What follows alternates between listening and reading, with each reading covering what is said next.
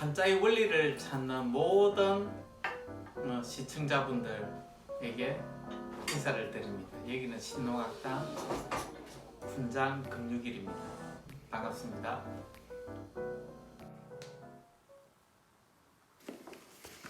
자, 오늘은 한자의 설계도 50페이지 숫자의 문자적 의미를 시작하도록 하겠습니다.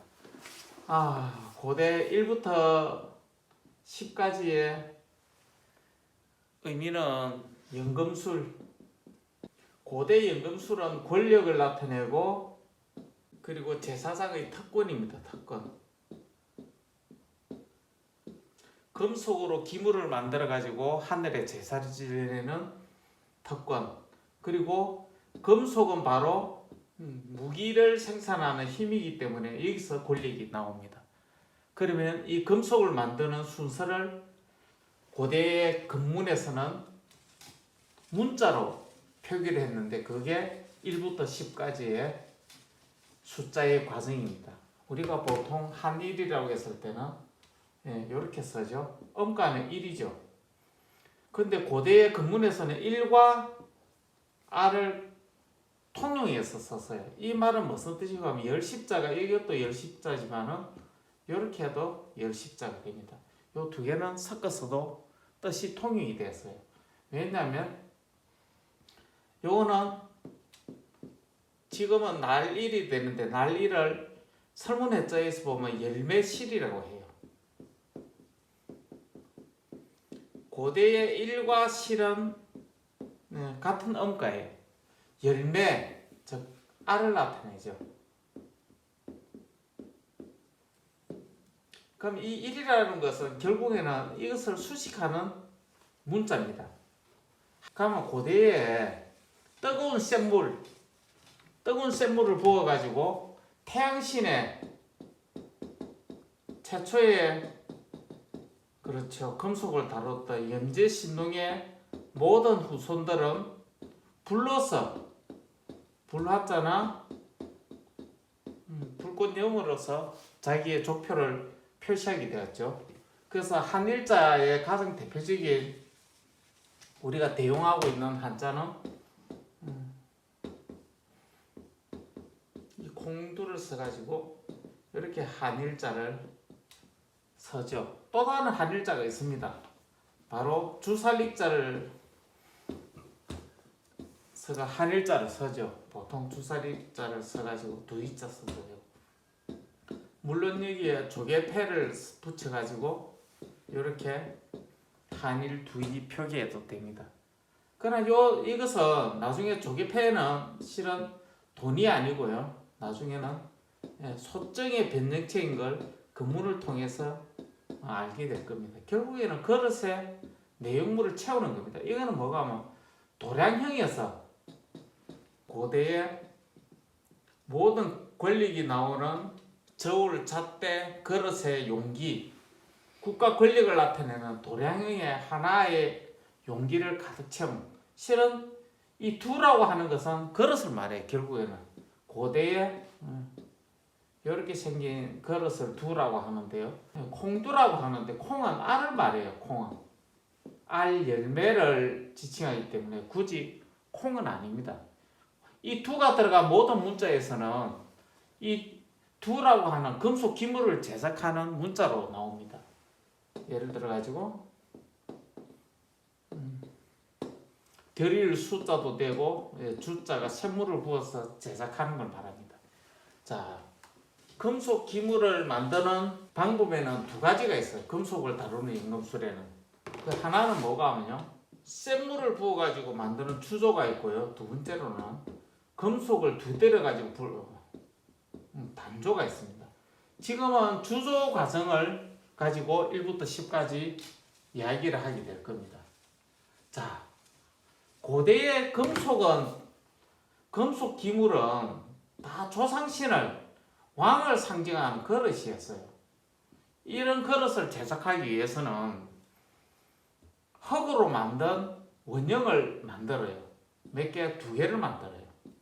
하나는 이 표면에 이 그릇의 주인공을 이름과 역사를 적어요. 그리고 가족, 아버지는 누구였고 형제는 누구였고 자식은 누구였고 이 그릇의 정체를 표기를 해요. 그래서 이게 그릇 자체 하나의 족보를 나타내죠. 고대인의 이 금속 기물 자체가 뭐가 뭐 왕을 상징했고 하나의 알이라고 해서 알은 열매를 말해요. 나무에서 생성된 것도 열매지만 고대에는 청동으로 만든 기물이 완성됐을 때를 다 열매라고 했습니다. 자, 이런 금속 기물을 만들려고 하면요, 원형을 가운데 앙이라고 하는데 이 앙을 두 개를 만들어요. 하나는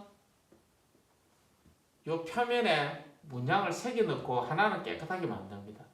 자, 원형을 이렇게 만들어 놓고 반죽된 흙으로 왼쪽에서 밀착을 하죠. 오른쪽에서 밀착을 해가 본을 뜹니다. 즉 다시 말해 거푸집을 만드는 겁니다. 이렇게 위아래로 총 4개의 거푸집을 만드는데 우리는 이것을 뭐라고 하나 하면 나무조각 편이라고 하고요. 이걸 나무조각 장이라고 해요. 바닥을 바닥처라고 하고 덮는 것을 덮을아라고 합니다. 요 4개는 줄기세게 앞으로 글자가 나올 거예요. 그러면 반죽된 진흙을 가지고 이렇게 본을 뜨면 도장처럼 이렇게 역으로 찍힐 겁니다. 문양이나 여기서 양의 부분이 여기서는 음으로 들어가 뒤집혀 버려요. 그래서 이 앙이 뒤집힌 글자가 뭐가 하면 거스를 역이라고 해요. 앙이 뒤집혀서가 우리는 역전이라고 했을 때 거스를 역자를 이렇게 써죠. 좌로 삭자, 다리 꽉 차가 다시 뒤집어지는 걸 삭이라고 해요. 우리가 조소라고 했을 때 흙을 부어서 만들 때 석고의 음양이 뒤집혀지는 걸 소라고 해요. 다 앙의 기능에 대한 문자가 됩니다. 다음에 두이자가 나오는데요. 금문에서는 두이자는 뭐가 하면요, 이 거푸집 프레임을 우리는 지금을 뭐라고 하냐면요, 나무 조각 장과 편의 4개씩 엮은 거 우리는 아라고 해요. 지금은 이것은 거푸집에서는 자와 우를 뜻할 때는 의미가 동서라고 해요. 동서가 아니고 버금아라고 해요. 어떤가 버금은 좌우 대칭의 문제예요. 동서는 결혼제도에서 동서라고 해요. 이 아라고 하는 것은 금문을 푸는 모든 문자를 푸는 핵심 열쇠가 됩니다. 우리 고대 푸날루아 결혼제도에서도 남자 여자 2명씩 결혼해요. 그 말은 무슨 뜻이고 하면 이 아에서 금속 기물을 만들 때 남자 여자 즉 2명의 남자와 2명의 여자가 결혼을 하는 구조가 푸날루아 구조인데 그래서 그 구조를 아라고 해요. 이 아자는 지금 문자에서는 이렇게 많이 쓰죠.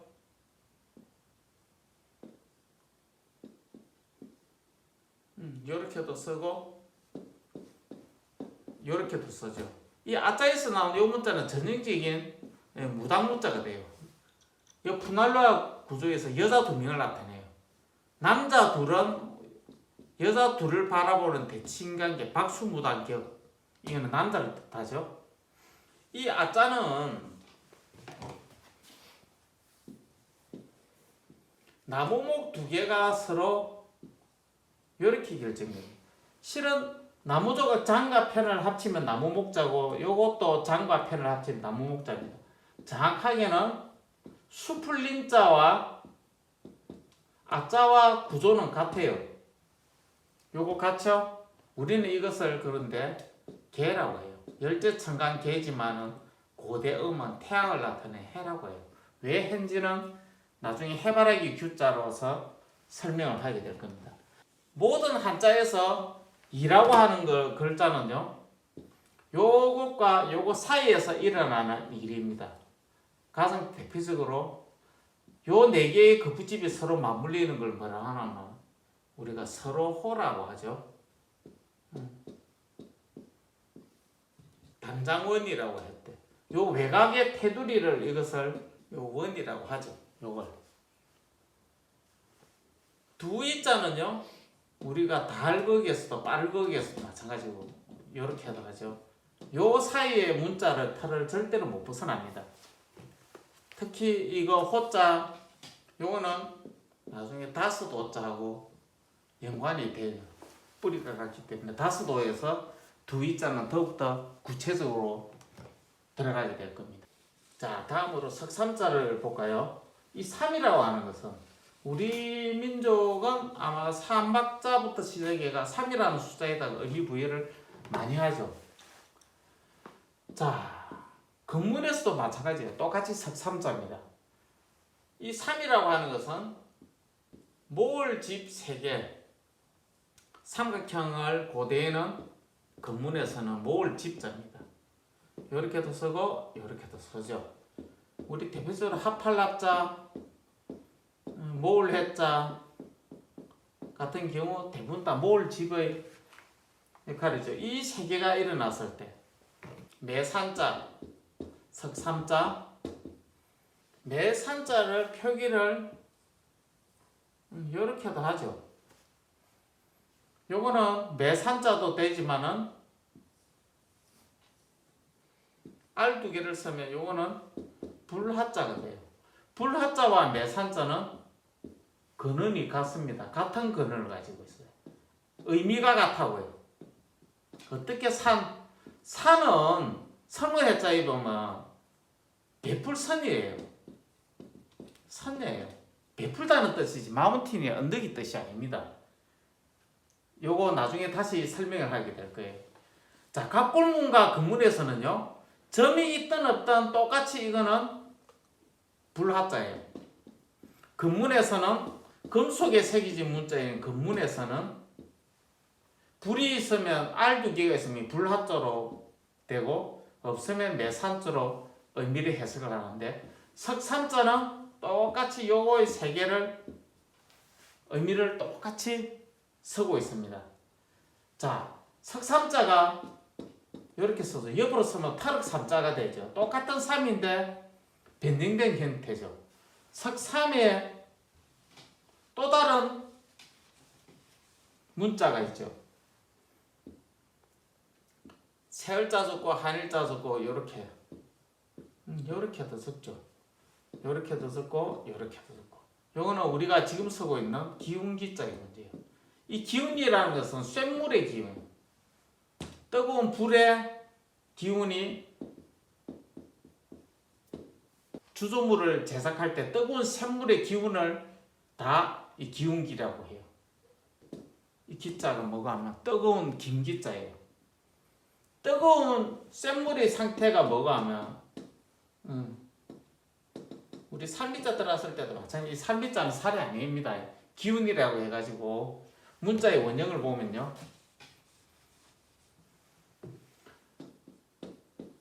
살미자가 되렸는데 이 살미자는 아니고요. 분별할 변자처럼 이 살미자는 사방팔방이라는 뜻이에요. 해멜미자처럼 사방팔방을 흩어지다는 뜻이에요. 이 기운이 뜨거운 불의 기운이 사방으로 흩어지는 기라고 하지. 그래서 이거 성날계라고 해요. 비분관계했을 때 여전히 뜨거운 샘물의 상태를 계속 설명합니다. 자, 요지는 앞으로 석삼자가 나오면요. 이거는 불의 기운을 얘기해요. 의미는 매산자와 똑같고. 그런데 이 3은요. 모든 문자를 해석할 때 반드시 참조를 해야 될 거는 뭐가 하면요. 우리는 음가로 석삼이라고 썼죠. 그리고 세계라 할 때 쇠라고 해요. 쇠. 음으로는 고음으로는 쇠. 그런데 쇠금자도 쇠라고 해요. 날일자도 쇠라고 해요. 지금의 해라고 하죠. 고음에서는 태양이 지는 것을 청산별구에서는 점은 쇠라고 합니다. 고대음은 쇠죠. 쇠고기 할 때 이것도 쇠입니다. 돼지 해자, 돼지 시자도 고대음은 이것도 쇠, 해를 나타내요. 쇠는 전형적으로 뭐가 아버지를 나타내는 솥을 나타내죠. 그리고 마지막으로 세조자, 세추자. 근문은 두 개 같습니다. 이것도 쇠죠. 자, 셋, 넷, 다섯, 여섯 개. 이 여섯 개는요, 동물을 나타내는 쇠, 돼지, 소, 태양을 나타내는 태양은 나라, 날일자를 할 때 날이라고 하는 것은 나라를 뜻해요. 그리고 나라님, 임금님을 뜻하고 날일자는 이렇게 쓰든지 이렇게 써죠. 석삼자는 앞으로 굉장히 중요합니다. 쇠금자의 의미도 있고 날일자도 의미도 있고 소자의 의미도 있고 돼지해자의 의미도 있고 새추자의 의미도 있어요. 뜨거운 쇳물이 거푸집 속에 들어가서 쌓이는 것을 뭐라 하면 쌓을 태라고 하죠. 태. 우리가 쇠 추자가 나오는 모든 문자들은 금속을 주저하는 앞으로 쇳물로 해석을 하면 모든 문자들이 다 통용하게 될 겁니다. 자, 요 자체는 뭐가 하면 쇳물이 섬에다는 섬일삼자가 되죠. 요 삼자는 결국에는 뭐가 하면 사사사 세계 때문에 이 삼을 차용을 하게 되는데 똑같은 의미는 이 석삼 쇳물의 상태를 그대로 표현을 합니다. 일단은 이번 시간에는 1부터 3까지의 대략적인 의미를 설명을 했습니다. 자, 4부터는 설명이 다시 길어지니까 다음 영상에서 계속하도록 하겠습니다.